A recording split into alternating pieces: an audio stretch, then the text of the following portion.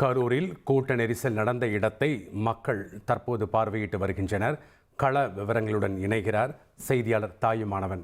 வணக்கம் தாயுமானவன். தற்போது நேற்று நடந்த இந்த துயர நிகழ்வு நடந்த பகுதிகளை மக்கள் ஆய்வு மேற்கொண்டு வராங்க, பார்த்துட்டு வராங்க அப்படிங்கிற ஒரு தகவல் கிடைச்சிருக்கு.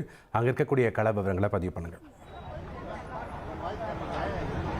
நாம் இப்போது கரூர் வேலுச்சாமிபுரம் பகுதியில் தான் நாம் இருக்கிறோம். நேற்றைய தினம் சரியாக இந்த நேரத்திற்கெல்லாம் விஜய் எப்போது வருவார், விஜயை நாம் எப்போது பார்க்க போகிறோம் என்ற ஒரு ஆவலில் ஏராளமான பொதுமக்கள் இந்த பகுதியில் கூடியிருந்த காட்சிகளை பார்க்க முடிந்தது. விஜயை பொறுத்தமட்டில் நேற்று நள்ளிரவு 7:30 மணி அளவில் இந்த பகுதிக்கு வருகை தந்திருந்தார். விஜய் அவர்கள் வருகை தந்த போதே விஜயனுடைய வாகனம் இந்த பகுதியின் உள்ளே வர முடியாத ஒரு சூழல் ஏற்பட்ட நிலையில் பலரும் திடீரென மயக்கமடைந்திருந்தாங்க. நீர்ச்சத்து குறைபாடு, ஆங்காங்கே தள்ளுமுள்ளு போன்ற காரணங்களால் பலரும் அடுத்தடுத்து மயக்கமடைந்திருந்த ஒரு சூழலில் தள்ளுமுள்ளு காரணமாக ஏராளமான நபர்கள் பாதிக்கப்பட்டிருந்தாங்க.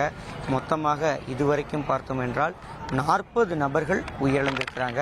இந்த 40 நபர்கள் உயிரிழந்த பகுதியாக முக்கிய பகுதியாக இருப்பது இந்த பகுதி தான். இந்த பகுதியில் இருக்கக்கூடிய இடங்களில் திரண்டிருந்த மக்கள் தான் பெருவாரியாக கூட்ட நெரிசலுக்கு ஆளாகி இருந்தாங்க. பலரும் கூட்ட நெரிசலில் சிக்கி உயிரிழந்த காட்சிகளை பார்க்க முடிந்தது.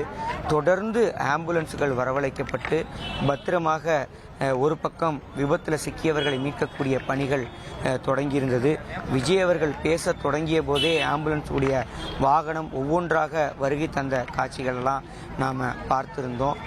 பொதுமக்கள் பதற்றத்தோடு வெளியேறிய காட்சிகளையும் நாம் பார்த்திருந்தோம். இந்த ஒரு சூழலில் தான் விபத்து நடைபெற்ற, கோரமான துயரம் நடைபெற்ற இந்த சம்பவ இடத்துல தற்போதும் கூட பொதுமக்கள் விட்டு சென்ற செருப்பு குவியல்கள் என்பது ஆங்காங்கே குவிக்கப்பட்டிருக்கக்கூடிய காட்சிகளை பார்க்கிறோம். தொடர்ச்சியாக பொதுமக்கள் இங்கே கரூர் மாவட்டத்தைச் சேர்ந்த பொதுமக்கள் இந்த விபத்து நடைபெற்ற பகுதிக்கு வருகை தந்த வண்ணம் இருக்கிறாங்க. இந்த விபத்து நடைபெற்ற பகுதியை நேரில் பார்வையிடுவதற்காக வருகை தந்திருப்பதை நம்மால் நேரடியாகவே பார்க்க முடிகிறது. குறிப்பாக சொல்ல வேண்டும் என்றால் இந்த பகுதியில் ஏராளமான பொதுமக்கள், சுமார் 100க்கும் மேற்பட்டோர் கூட்ட நெரிசலில் சிக்கி பரிதாபகரமாக அருகில் இருக்கக்கூடிய தனியார் மருத்துவமனைகளிலும் கரூர் அரசு மருத்துவக் கல்லூரி மருத்துவமனையிலும் சிகிச்சைக்காக அனுமதிக்கப்பட்டிருந்த காட்சிகளை பார்த்திருந்தோம்.